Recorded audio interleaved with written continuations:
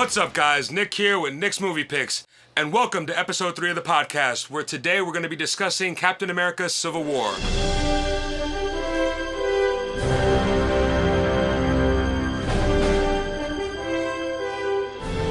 Now, before we get into this, let me introduce my co-host, Mr. Mike Lord. What up? What up? How you doing, brother? I'm doing good, brother. How you doing tonight, man? Pretty good, man. Pretty good. Pretty excited to get this podcast going. We got a special guest here, a new crew member, if you'd say. We got Bodega Pete, man. How you doing, Bodega? What up? What up? What up? Finally good to be here. Brother? Finally All good right. to be here. Glad to have you here, brother. Thanks, All right, man. so Thanks. Captain America: Civil War. I'm sure everyone here has watched the movie, so we can get into this. Yeah. We actually went together to go see it, if you don't remember, for the early showing.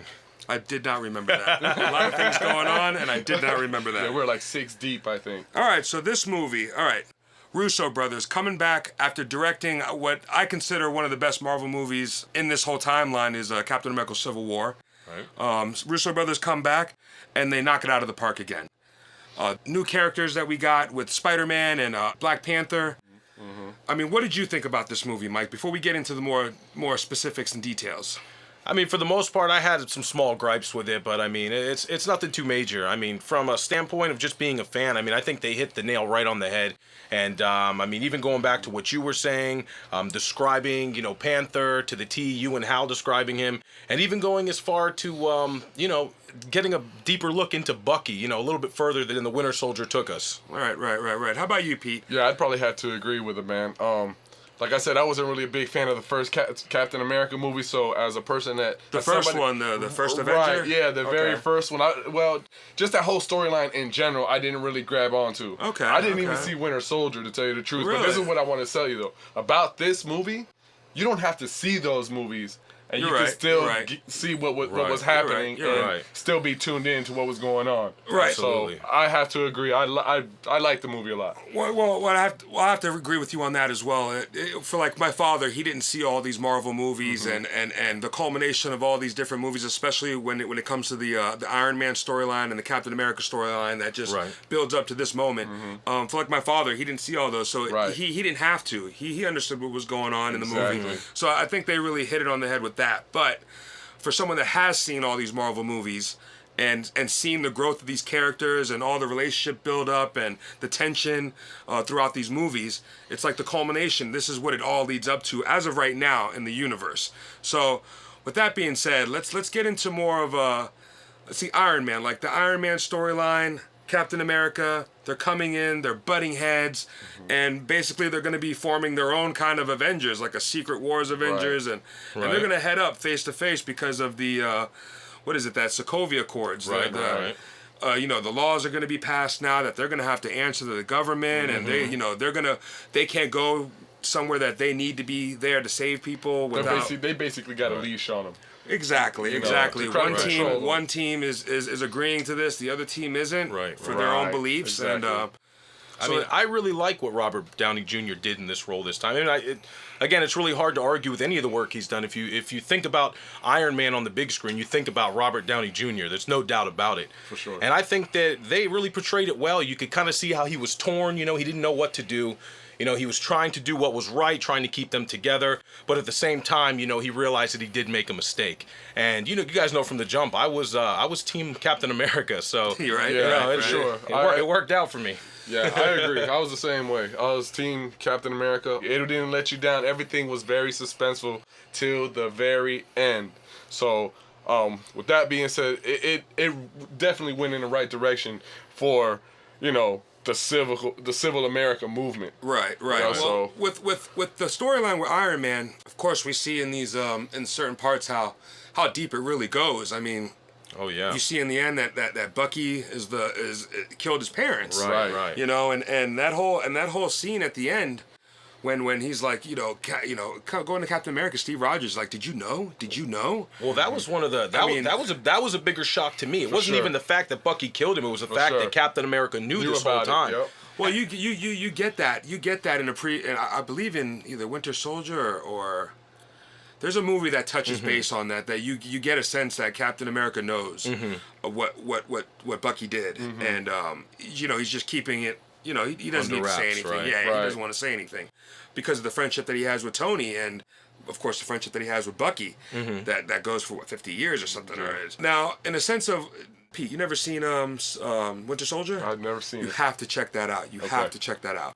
That storyline right there, you start getting more of a why Captain wants to help Bucky. I mean, it just keeps building up to that. Okay. You get more of a why they're friends, and even the first one, the first Right, Avengers. You right. see him, Oh no, when I seen Bucky for the first time, like I said, I didn't see the movie Winter Soldier, but he had a very big presence in this movie. If it wasn't for him, I swear to God, that movie all of this probably wouldn't have happened if you really think about it. The whole feud, the whole hate between Downey Jr. and Captain America. That whole feud, that wouldn't have happened if it wasn't for Bucky. So, that inner feud that they had between each other is what really, kind of blew everything up. Right. For the ending and for the climax of the movie, I think. Yeah, no. And the thing is with like Captain America's side, you see his character grow as well. Right. Especially with Natasha Romanoff, Black Widow. Yeah.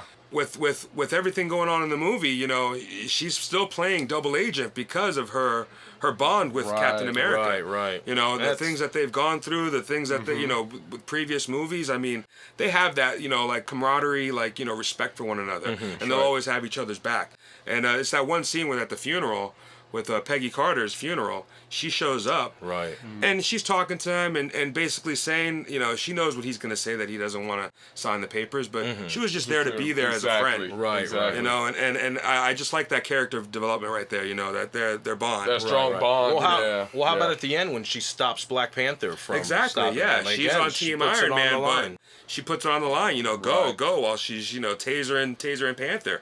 So I like that where that's going, and I think they were saying that they are going to probably make a Black Widow spin-off movie, like her own. That'd be pretty cool. Thing. Yeah, I love her. She deserves it. Yeah. Probably like stories of her. She's a good actor. Her and Clinton, Budapest, or something like that. Some backstory. All right, so we got into that. Let's talk about some of these new characters that we have not seen on the screen. Okay. At least one of them not on the screen, and the other one not as a Marvel property. Well, a shared property with Sony, with Black Panther and Spider-Man. Oh, yeah, that was awesome. Yeah, Spider-Man was great. He was absolutely great in this movie. And, I mean, the way that they portrayed him, we've been waiting for years to get this Spider-Man, ladies and gentlemen. I mean, not to say that they did a bad job, bringing him out initially, but, I mean, they really hit the nail on the head with this one. And it's to the T. It's to the comic book. It's what we've been waiting for, and I hope we see some more of them. Oh, yeah, no. Well, with this character, with Spider-Man, Tom Holland, the little bit that we did see of him as Peter Parker, just nailed it. Now, with that being said, like a lot of people are saying, this is the best Spider-Man, best Peter Parker. I agree that this is the best what we've seen for what they've given us. Right. He was only As Peter of Parker now. for a little bit of, like maybe a couple of minutes, that scene in the bedroom, and then he's Spider-Man, and most of that stuff is CG. But what they showed us is how to do Spider-Man Right. Exactly. He's a teenager. Yeah, he's witty. He's he's got a young mind, and they just, like you said, they hit it right on the head. It was like Saturday morning cartoons. I mean, it was him. It was him. For sure. It was him.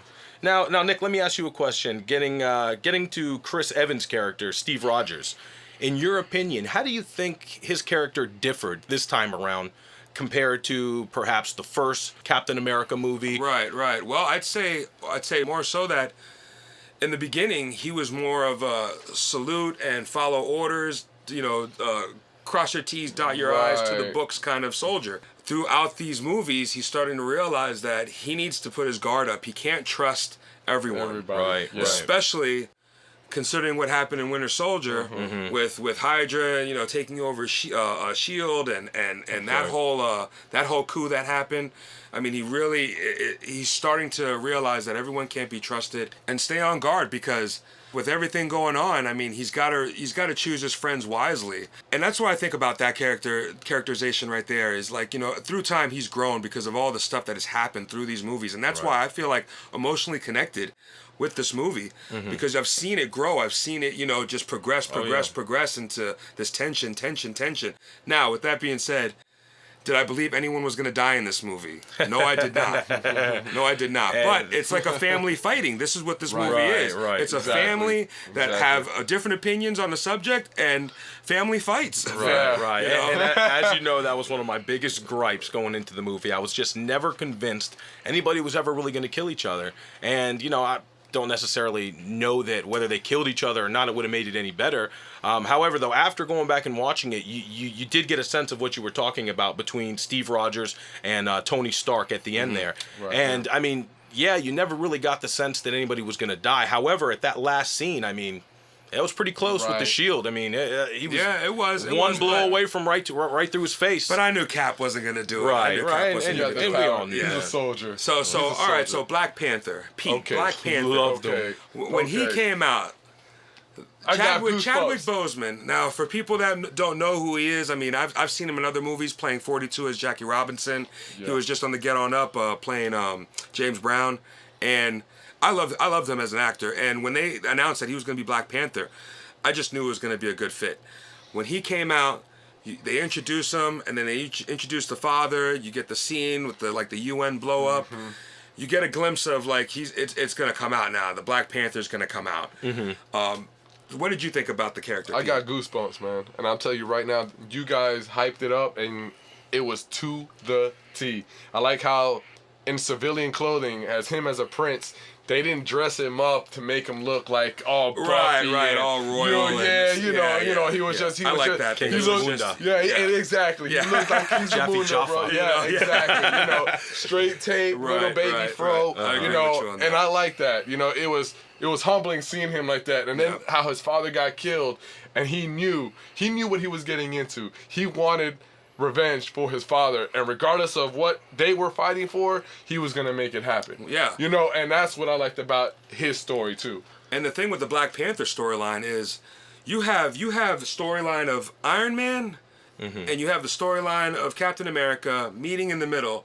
But then all of a sudden now you have The Ugandan prince. a Ugandan prince here with his own agenda that is cutting right through this storyline. Right. And I think it works out great. It does. It's not confusing. It's not because, and for the most part of the movie, they're all out for the same thing. You Right. could say when they were looking for the Winter Soldier before they find out that it wasn't him. But Right. I think what they did with that character is they went straight to the point. This is what happened. This is why he got his plot to revenge his father. And they got it. It was simple. It was quick, and it was clean. Everybody got. You don't even have to know who Black Panther is. Right. But just from what you've seen in the little 20 minutes or 15 minutes that they showed his story, that's all you needed to see.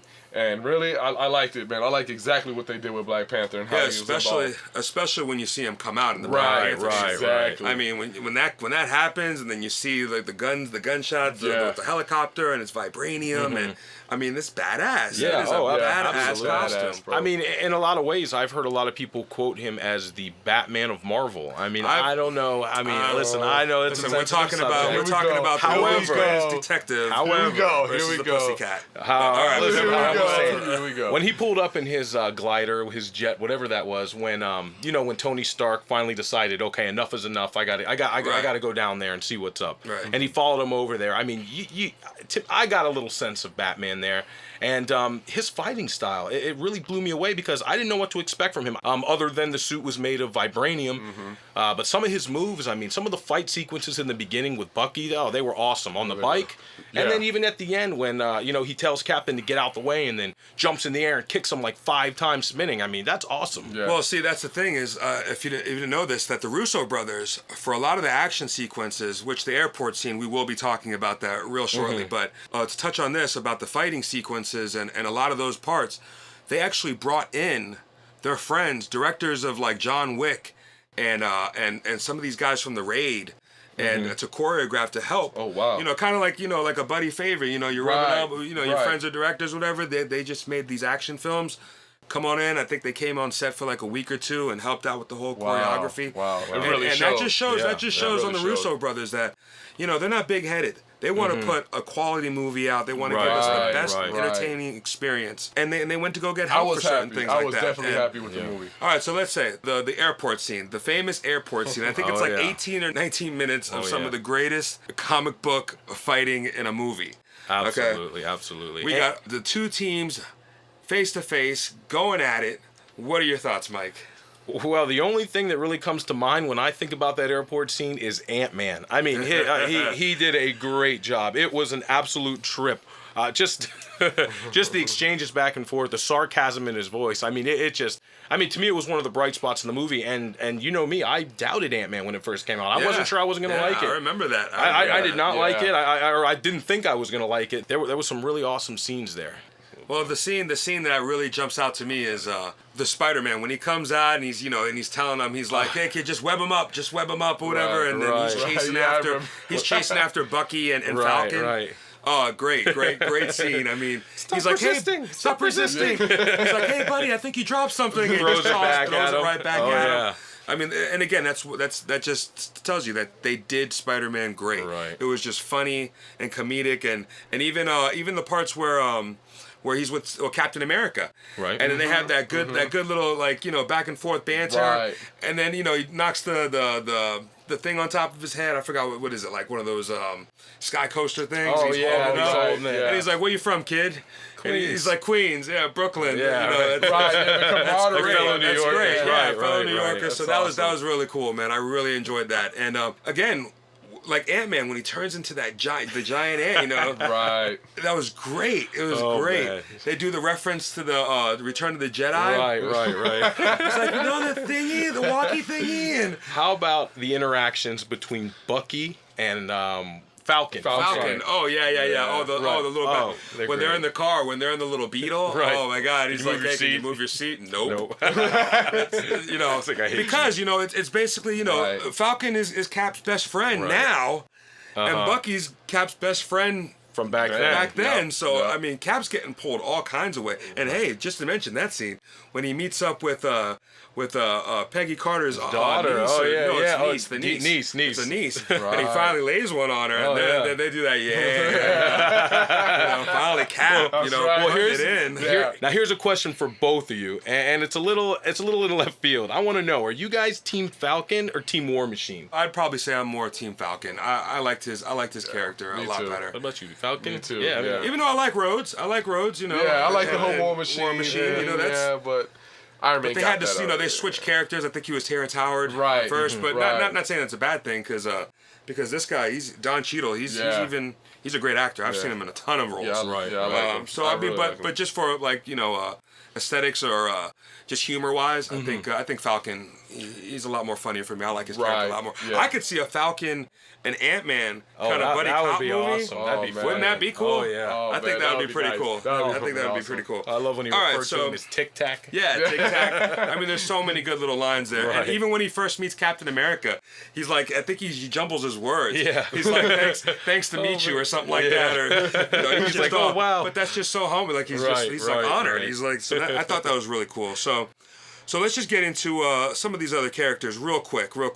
So the Vision, kind of Scarlet Witch kind of thing that was going on in the movie. Now, I know in the comic books that they kind of hook up. They have kids. So I don't know if they're going to be touching base on that in these future movies. Right. They have like this it's like a vibe or something like Right, that. Right, because- because you've seen it. You yeah, felt you it. feel it, know? you feel it, but it's not, it doesn't never come Right. to fruition. I think he felt it when she put him down like Right, freaking right, 30 exactly. floors into Yeah. the ground. Yeah, they sense that. They they could do that mind thing. Okay, so like Paul Bentley, he plays Vision. Right. Right. Previously, he was the voice of Jarvis. Right. Okay. And Priest, was he in that movie? Yeah, he was Yes. a priest. He was in Right, Priest. In a okay. ton of movies. Paul Bentley is a great actor. Real quick. Oh, we forgot in the beginning of the movie. Crossbones. He comes back. He comes back from Frank Grillo. He plays Crossbones. He was in Winter Soldier. Right. He gets blown up in the building, but they show that he's still alive. Right. Now he comes back in the brief instance in the beginning as Crossbones, where that whole explosion happens. I think his character, like as a villain, for the brief time that it was, kind of got overshadowed because when you're watching the movie in the beginning, you're like, oh, I'm in. But then the airport scene happens and then you Right. completely forget about that. You're like, oh, that's not. everything. and it's a shame too because the fight scene is actually not that bad. It's actually pretty cool. And that is, during that exchange and after Cap takes control and knocks him down, that's when Cap's brain really gets scrambled when he tells him, that Bucky came back and he's there and he wanted him to know that he's sorry. I mean, it got everybody thinking there, like, oh, like, what's going on here? Oh yeah. So the villain of this movie, Oh, the villain of this movie. Baron Zemo. I don't know. I'm gonna be Baron honest with you. Zemo. Oh Yeah, man, I did not like the villain of this movie. His acting I thought was great. I mean, you could see that he was twisted. You could see how hurt he was, and he was driven by revenge, like Black Panther states. However, I would have liked to have seen them activate those other super soldiers and everybody come together and just throw down. And I understand that maybe not the plot of the story. However, it just, I don't know. I would have liked to have seen more out of the villain. He was really just Spotty. Exactly. He was just spotty. setting everything up, and there was just nothing to it. I would have liked to have seen more. Right. I would have liked to have seen Maybe where he came from. Right, Like, a little backstory, build up. just a couple minutes, little backstory. Right, and my right, problem right. is he kept listening to that voice recorded message that he saved Right, of his family, of his wife speaking about his son and this and that, and they kept doing that over and over. And I know it's a Marvel movie, so they probably wouldn't show this. That's why they didn't do it, because it's probably a little too dark. But I would have liked to seen like what happened to his family, like a glimpse, maybe a building kind of going down. Right, You don't have to show us dead exactly. bodies, but just something to kind of like emotionally tie us into his plot line, his device that makes him go into Right. this revenge kind of rage and plotting everybody and getting everybody going. But for me, yeah, Baron Zemo, it was kind of it was just a wasted time, wasted character. I wasn't really too interested in the whole thing. And as for the bringing up the rest of the Winter Soldiers, it would have been cool. Yeah, But I think so. If that would have been the case, then everyone would have had to join together and beat them again, and I think that's what they were going for. It would have been a revolving They- door. it's what happened in this movie. What's happened in all these? They split the team apart. It's So do you think they're splitting them up maybe for Infinity Wars? well, I mean. And then maybe some sort of plot line where they have to come together and take Thanos out? Well, sure. I mean, you see it at the end of the exactly, movie right. where Chris Evans sends Tony Stark the cell phone, or Right. We're always there. Yeah. Call me if anything. Like he's always going to be there. And then you see him breaking out all the rest of the guys that Right. were in that. Right. I forgot what they call that, but that underwater jail. So. Will it pay off? I mean, I think right now it's more like I said with the Secret Wars, like that there's that team and there's that team, but when a big threat emerges, they're all going to just combine forces again. Right, of course. And who knows what's going to happen with all the Infinity Wars, if that's what they're being called, because I think they're going to actually change the names of Really? it. But everything's coming down to Thanos. That's, Yeah, no, I Cannot can't wait wait. to see. I can't wait to see. Well, I seen a couple of things online. Yeah, I mean- I'm wondering what's going to happen with Vision, because he's got one of the Infinity Stones right in his head. well, of right? course, yeah. Well, he's- Thanos is going to have to rip exactly. that right out of his head. Yeah. And then what? And then what happens to Vision? Vision. Hopefully, his son comes. Vision's gonna die. All right, so what about the character of Bucky? How would you guys? Because I felt like in this role he was a little bit more down to earth, a little bit more friendly with everybody than in the previous roles that he's played in Winter Soldier. Well, no. Well, now it's because when he's not brainwashed, Right, and right. He's regular actually Bucky. coherent. He's actually coherent. He's a normal guy. It's just when he hears those words from that Red Ledger book, he goes cuckoo for That's Cocoa right, Puffs, that's and right. he's like a murdering machine. Get out of his way. Yeah. So, for me, I mean, anytime he's not under his mind spell, he's just a normal guy. He's Captain's friend. I mean, even when they were like, "Which Bucky am I talking to?" And he starts throwing out, "I know your mother's name. You wore paper towels in your shoes to make yourself taller," kind of deal.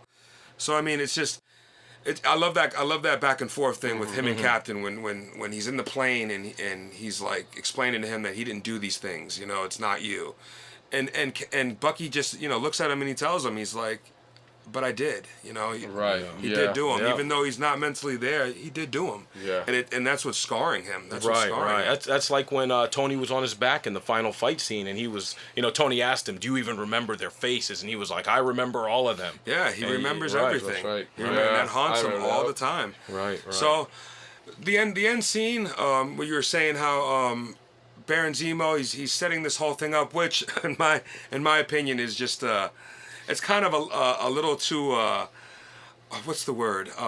Cliche. Kind of cliche, or it's just everything's just perfectly Right, lining up. We got these right, guys yeah. here. That kind of bothered me a little bit, but for the most part, the fight with Captain and Bucky and it's awesome. and Iron Man. Yeah. I mean, the back and forth, and then to come down like you were saying. I mean, Captain could have tore his head off. Right. But it just comes back to it's not the right thing to do. It's he's a good Still man. He's got morals. morals. Morals are right. still involved He's there. got morals. Yeah. And I felt a lot of the times during those fights, it really seemed like Iron Man really could have taken advantage and really knocked them both out in certain times where he was, telling them stay down, Yeah. or throwing him aside, even when he blew off Bucky's arm. I mean, those are epic scenes. Yeah. No, I have to agree. Have to agree. Everything was done purposely for the right, reasons. So Right. they portrayed everybody. Now, one thing that now this is backtracking a little bit. One thing that kind of threw me for a loop, and tell me what you guys think about it. I thought it was a low blow, but when Tony Stark is in there and he's talking to all of them when they're locked up, and he stops and he starts talking to Hawkeye, and he makes the comment about thinking about your wife. I mean, that was a pretty brutal blow. Do you guys think Hawkeye made the right decision to follow him, knowing he was going to get locked up? Perhaps have his cover blown. I mean, what do you guys think? I think so. Those are his brothers. Right. Those are Yeah. these are the people that he's bled with. He's gone to war with. Right. They've had his back. He's Yes, had their back. again, no responsibility. That's to be just there. it's just what it is. He had to make amends of. In the Age of Ultron, with Scarlet Witch, his Right. brother, Right. Quicksilver dying, because of him, trying to save him. I mean, he owed it. He owed it to Right. them, and he's an honorable man, and he stepped up to the plate when his brothers needed him, and Right. I don't blame him for that. I mean, even though Vision kicked his butt, but Well, we'll talk it's about Vision. that. It's Vision. Listen, he would have been out of there if Wanda would have stopped procrastinating and stuff like that. But all right. So for the most part, I'm guessing a lot of people. It's just it's a positive. Let's just take a look at something real quick. I just wanted to see something real quick. Oh, okay. So this movie had a budget of $250 million. Okay. Mm-hmm. Total right now, $1.1 billion. Wow. Box office. Hashtag hit. Exactly. Yeah. And there's no denying those numbers there. There's bucks. not. And I really have not met anybody who really had anything bad to say. I think I've been one of the most crucial people on the movie that I know. And even me critiquing it hasn't been that bad. So again, love the movie. I am super happy that the Russo brothers are coming back to do Infinity War, if that's what it's going to be called. Yes, and sir. I think from my understanding, the movie is going to be in like total IMAX. Oh, wow. So it's just Wow, going to be yeah. a crazy experience. I can't Epic, wait for that. epic. I can't So wait for that. let's put a ranking on it, boys. Let's get this thing wrapped up. All right, Pete. 1 to 10, 1 being shit, 10 being great. What are you giving this movie? Well, being that I haven't seen none of the Captain Americas or none of the other movies, I'd probably have to give it a good 8, probably 8.5, something like that. Okay. Yeah, man. I mean, for me, that was probably one of the best movies I think of 2016. All right. So- Solid. How about you, Mike? What are you giving this movie? I think I'm going to give it a solid 9. And the reason being is, again, I just wasn't sold on the final villain, and I think they could have done more with those soldiers. Other than that, I mean, no complaints. It was epic. There was just, one scene that really sticks out to me is the scene where Iron Man is firing off his laser out of his hand, and Captain America's got that shield up. And that scene alone just, that's a straight 9. out of the Right out of comic the books. comics. Right out of the comics. All right. Well, for me, this movie, I'm gonna have to go with you as well. I give it a 9, a solid 9. Everything that's been the culmination of all these other movies, bringing it together. I thought the Russo brothers did great, putting this whole storyline together, and not to mention, like I said, with the Panther storyline going right through it. Right. With the character development on these new characters, a little bit that we did see in Spider-Man, amazing. So yeah, a solid 9 for me, and I cannot wait to see Infinity Wars and the next progression of this. Oh, that makes 2 of us, brother. All right, guys. Well, that's gonna do it on the podcast for Captain America: Civil War. I hope you enjoyed it. Tune in next week where we're gonna be discussing X-Men: Apocalypse. Yes, Something sir. that's gonna really be a head turner It's right gonna here. ruffle some feathers. So We're tune gonna in, say that. and I'm sure you're gonna enjoy it. All right. Yes. Thanks a lot. All right. Yo, power. Peace out.